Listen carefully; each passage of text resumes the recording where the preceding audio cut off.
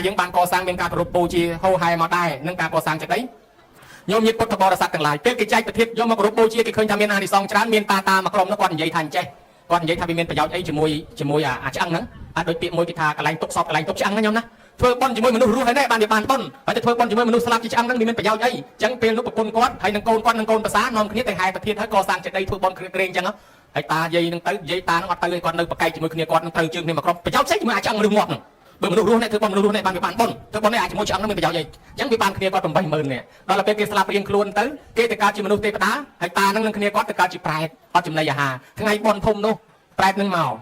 ប្រពន្ធហើយនឹងនៃកូនប្រសាដែលកើតជាទេវបុត្រទេវតាក៏ចុះមកដល់ហើយទៅក៏ស្រាប់ត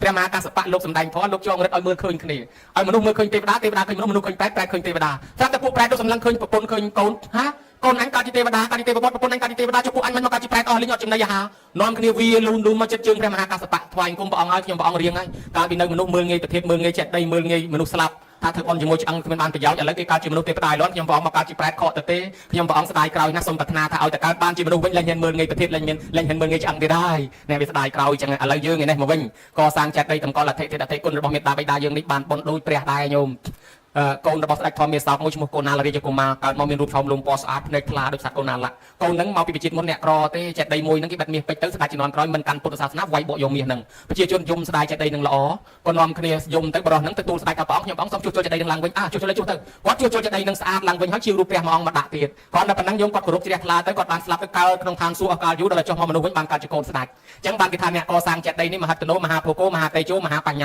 មានមហិទ្ធិឫទ្ធិខ្លាំងបារមីខ្ពង់ខ្ពស់មានដេជះបានលៀបបានយោបានស័កបានកើតក្នុងតកូលខ្ពង់ខ្ពស់មានបញ្ញាច្រើនឆ្លាតហើយនឹងមានទ្រព្យសម្បត្តិច្រើនដូចនាងស្រីម្នាក់នៅស្រុកកំណើតព្រះសិរីបុត្រសពថ្ងៃនៅស្រុកកំណើតព្រះសិរីបុត្រគឺនីឡន្ទាដែលយើងហៅថាកន្លែងសាកលវិទ្យាល័យចាស់មុនគេលើពិភពលោកការសាកលវិទ្យាល័យ2មុនគេគឺនៅតកសិលាមួយនិងនៅនីឡន្ទានេះមួយតាំងពី700ឆ្នាំមុនគ្រិស្តសករាជដែលប្រទេសណាមិនទាន់កើតសាកលវិទ្យាល័យទេកន្លែងនឹងកើតសាកលវិទ្យាល័យមុនគេលើពិភពលោកណាខ្ញុំគេទៅរៀននៅកន្លែងនោះឯងសាកលវិទ្យាល័យនីឡន្ទា10គីឡូ4ជ្រុងខ្ញុំអាត្មាធ្លាប់ទៅដល់កន្លែងនោះឥឡូវនឹងនៅតែខឿននេះប៉ុន្តែលោកសបុតថ្លៃជាងគេពីព្រោះពួកបារាំងពួកអាមេរិកកាំងពួកអង់គ្លេសអ្នកដែលសិក្សាខ្លាំងគេមកសិក្សាកន្លែងហ្នឹងពីព្រោះជាសាកលវិទ្យាល័យចាស់10គីឡូ4ជ្រុងដោយសារមានសង្គ្រាមគេដុតឆេះខ្ទេចអស់ទៅរយៈពេលឆេះមួយខែបានរលត់ខ្ញុំនៅក្នុងនោះមានចេតិយមួយនៅកណ្ដាលសាលាហ្នឹងអង្គុតមួយកណ្ដាលនៅមួយកណ្ដាលគឺចេតិយព្រះសិរីបុត្រយើងហ្នឹងព្រះសិរីបុត្រលោកសកុតទៅសកុតនៅស្រុកកំណើតគេក៏បូជាសពលោកធ្វើចេតិយនៅក្នុងសាលាហ្នឹងនាងស្រីម្នាក់ជាអ្នកមានស្ដុកស្ដំអស្ចារ្យណាស់ជាកូនមហាសេដ្ឋីទៅគោរពបូជាចេតិយហ្នឹងហើយនាងនឹងបានទៅគោរពបូជាចេតិយហ្នឹងនាងដឹងជាតិកាលពីមុនមកនាងដើរជាមួយម្ដាយឃើញគេកសាងចេតិយហើយក៏សួរម៉ែថាម៉ែគេធ្វើអីគេថាធ្វើចេតិយធ្វើបានប្រយោជន៍អីម៉ែគេតម្កល់ធាតុម៉ែឪតម្កល់ធាតុព្រះធាតុអីហ្នឹងគេថាបានបុណ្យបានទ្រព្យសម្បត្តិបានលៀបបានយកកន្លែងគោរពបូជាណាកូនអញ្ចឹងម៉ែខ្ញុំយក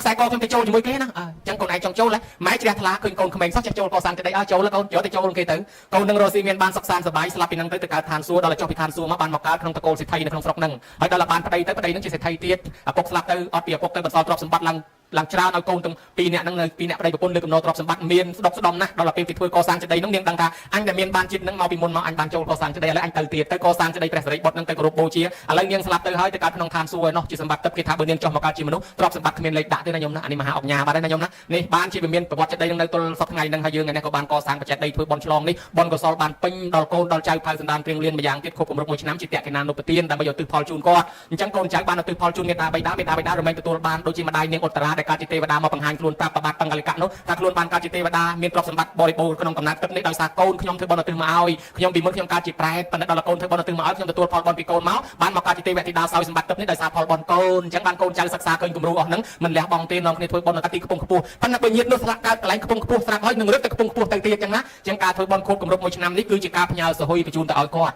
ព្រោះគាត់ទៅនឹងអត់បានយកលុយកាក់គាត់ទៅទេយកតែបន់ទៅលុយកាក់របស់គាត់នៅនេះទាំងអស់កូនចៅផ្ញើសហុយឲ្យគាត់ថែមទៀតណាញោមណាកសាងបច្ចេកដីក៏គោរពតាមប្រពៃណីបានល្អសូមឲ្យលោកយាយឧបាសិកាសើងណាទទួលអត្ថមនោញ្ញផលកុសលផលបន់ពីកូនចៅផៅសន្តានព្រៀងលៀនសោយសម្បត្តិទឹកតាមប្រាថ្នាមួយអន្លើដោយញាតិកាសាលហិតញាតិមិត្តខ្មោចមុនខ្មោចក្រោយ100ជាន់1000ជួរ1000ជាតិ1000តម្រួតតាទូទីទួតតាលាយាលាដែលបាក់បែកចែកឋានទៅសូមឲ្យទទួលកុសលផលបន់ទាំងអស់គ្នាញោមញាតិដែលអញ្ជើញមកនេះសិតតែមានមេត្តាបិតាដូនតាម៉ាកុងដូចគ្នាដែលស្លាប់ទៅដែរសូមឲ្យទិកុសលឲ្យបានដល់មេត្តាបិតាដូនតាម៉ាកុងចិត្តចែកសោហៀទាអ៊ីពេកើដែលចែកឋានទៅខ្មោចមុនខ្មោចក្រោយ100ជាន់1000តម្រួតតាទូទីទួតតាលាយាលារបស់យើងនោះឲ្យបានទទួលកុសលផលបន់ទាំងអស់គ្នាសោយសម្បត្តិទឹកតាមប្រាថ្នាសូមទេវតាអនុមោទនាកុសលផលបន់នេះហើយនាំដំណឹងទៅជួយប្រាប់ដល់ញាតិកាទាំងនោះផងសូមទេវតាជាពិសេសទេវតាថែរក្សាភ្នំថែរក្សាព្រៃថែរក្សាវត្តនេះអនុមោទនាបុណ្យហើយជួយថែរក្សាការពារប្រគុណជាអង្គម្ចាស់គ្រប់ព្រះអង្គសាងភ្នោះពោះយូរកុំឲ្យមានស្រែកកុំឲ្យមានស្គៀបកុំឲ្យមានលំមសិក្សាបត្រៃបីដកហក់មេប្រយោគត្រៃលក្ខត្រៃលោកត្រៃដាក់ថាកថាដីកាកពីចេះតិចចេះទីកុំឲ្យខ្វះច្រឡំឲ្យញោមញាតិពុទ្ធបរិស័ទទាំងអស់នេះរត់ទទួលទានមានបានការវិលគុំតិចតិជុំទេវតាជួយអនុមោទនាថតរូបញោមញាតិទាំងអស់គ្នានេះដាក់ជាវីដេអូជារូបសិលឹកផ្ញើទៅព្រះអិនសកៈទេវរាជស្ដេចទេវតាឲ្យចំណាំចាំមុខផងប្រសិទ្ធកូនចៅព្រះទេឲ្យទេវ វតាជួយថែសាការពារញោមទាំងអស់គ្នារស់នៅឲ្យបានយូរ